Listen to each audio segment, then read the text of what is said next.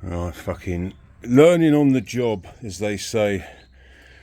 I've been looking at YouTube videos, none seem to replicate exactly what's going on here. Anyway, this is a Subaru 2023 Subaru S4 STI VBH. VBH is the chassis designation. So you need to turn your e-brake off. That's for starters. So in this car you go in and sit on the seat. You do not hold down the brake pedal. You press the ignition button twice to turn all the electrics on. Then you hold your foot on the brake pedal and push the e-brake button down to disengage it, and you can hear the servos as they retract from the rear disc.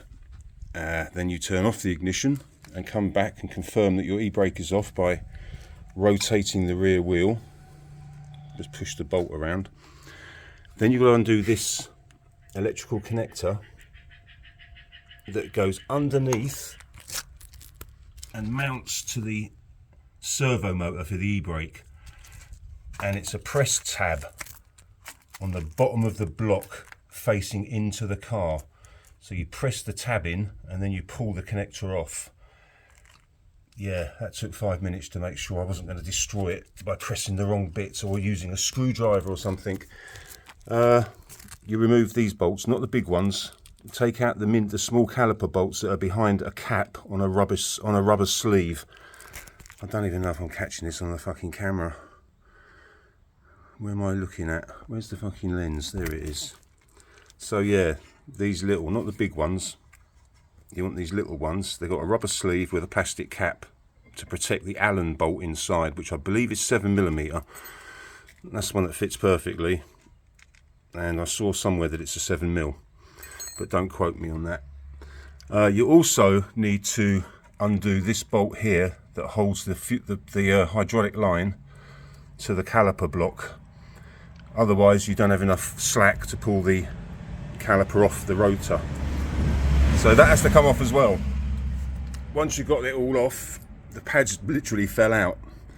So I've got these endless ones. They come with this anti-squeal rubber pad that's got adhesive on it, 3M adhesive. So you stick those onto the pads. You put these new spring clips in. You could use the old ones, I guess, but they supply you with new ones. 2 of them, one for each set. And then you just do a reverse of everything I've just described. Yeah, learning on the job. The e-brake makes it a bit more of a pain than it would have been, but hey ho.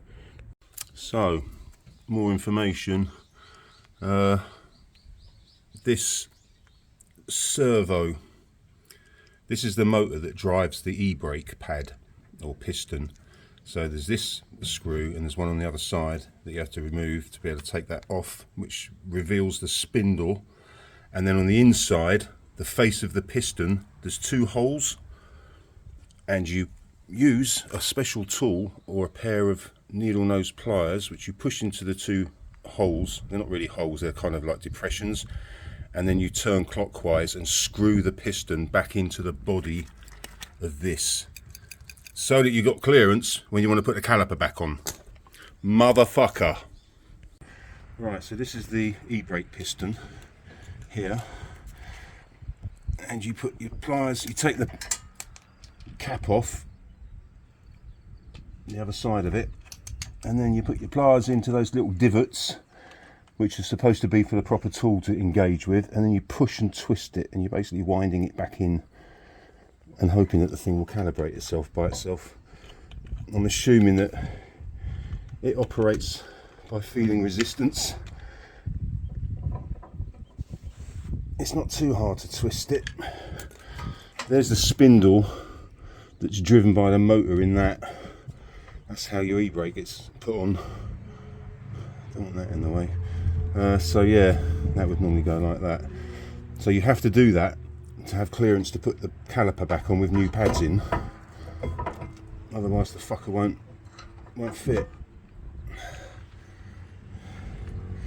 Okay, you can stop it now. Nice shiny new endless.